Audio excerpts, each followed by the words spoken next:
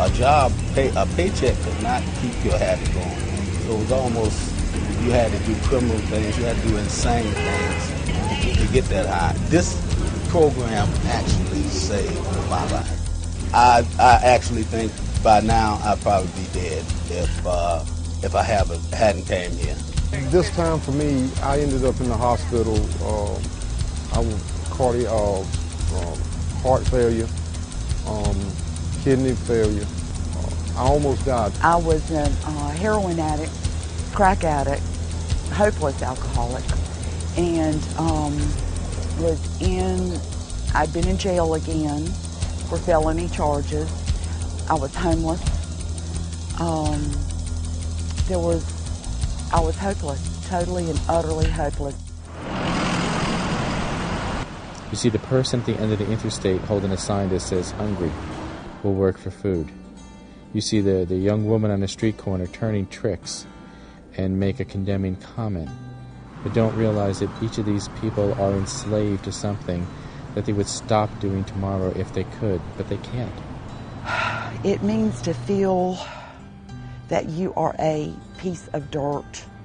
You are useless, hopeless. Society has given up. I had given up. I hit bottom. My family didn't want nothing to do with me. My mom, you know, she didn't want nothing to do with me. She didn't want me back on her property. I was on the streets for about a year and a half, and eventually my sister found out about Rebound, and I found out it was a very religious program, which, you know, I was skeptical about. I said, well, how could that help me? We look at the person as body, mind, and spirit, and God created us as all three. And we look at that person and say, this is how we have to treat them: the physical, the emotional, and the spiritual. I've been in this addiction since I was 16 years old, and I went into programs. I've been in 7 or 8 programs. I've been to treatment before, many times, and they were 30-day treatments, 28-day programs.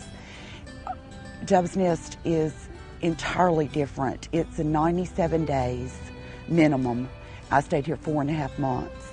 It beats going to jail, you know, when you don't have it your way in jail. This place is what you need. It's not fancy enough the way you can kick back your heels, but it's what you need when you need to get yourself together. Realize, hey, somebody will help me. They started taking apart my entire life.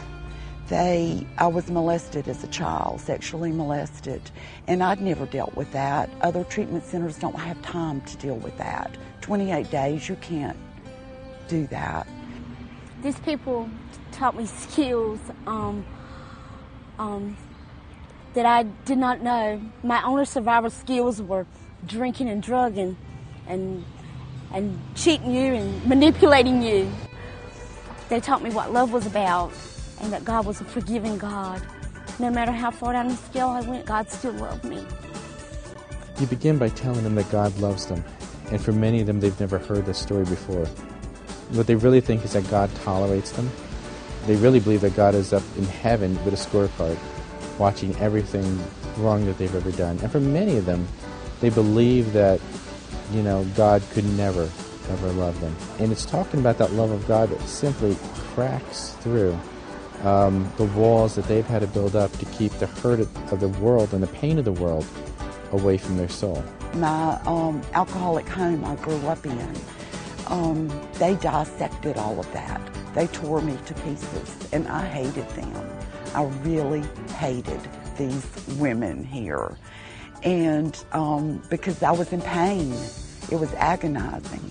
And then they put me back together and gave me hope. And I saw joy. I saw possibilities for my life. I'll have 6 months clean next month. And it just amazed me of how my life has changed for the better. Society would see our clients as disposable commodities. In fact, if something were to happen to them, wouldn't we clean up society? And God takes very common folk and turns them into something very special. It's a wonderful place to volunteer. The people here are so, they're so eager to for your help, and they're very thankful and appreciative of everything that you do, and it's great just to be able to make an impact in their lives. It's rewarding to spend a little time with them, see them learning, and who knows where God is going to take folks. There's some folks with great potential who got a little off track in life and who are going to be back on a track doing some great things, and hopefully great things for God. It's not so much as getting help from anywhere. I got help at a Christian organization that put God in my life, back into my life where it should have been. Right now, in the fall, I'll be going to Central Piedmont, trying to get my certification for substance abuse. I feel that I should give back. As much as been given to me, I feel that I should give back. So I'm going to try to become a substance abuse counselor and hopefully work here at Rebound.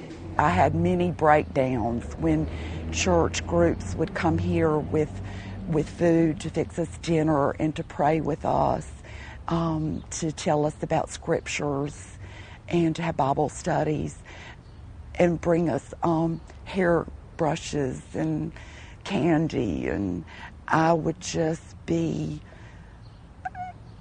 uncontrollable tears because I did not feel worthy.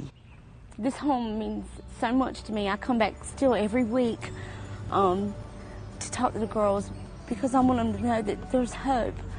And just because you feel like you are nothing, you are something, and you are somebody. No matter what you've done, God still loves you. What we do is we hold them accountable for their behavior. For an addict, he or she has always had somebody who's what we call enable them to remain in active addiction. They've had somebody who covered up for their addictive behavior and made excuses for them so that they would never have to face the full consequences of their actions. And they suddenly walk in the Charlotte Rescue Mission and are told that class starts at 7:45, and you will be in your seat at 7:45. No excuses. You're marked late. And your shirt will be tucked in. No excuses, or you'll be written up. And somebody says, well, that's tough love. And that's not tough love. That for the first time, that person is being held accountable for their behavior. And that's something that has never happened to them before. Because the things that I did were not nice. The things I did for my drugs, not decent. And these decent people wanted to help me. And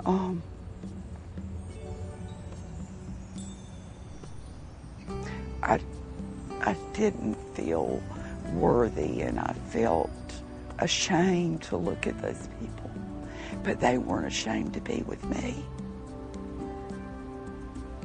There's a big picture of Jesus with the angels on the wall, and I looked in and I could see that cross in the back of the pulpit in the chapel, and I knew right then. I said, this is where I need to be, and I could feel the Spirit telling me that I needed to be here, and that that's my life was going to change.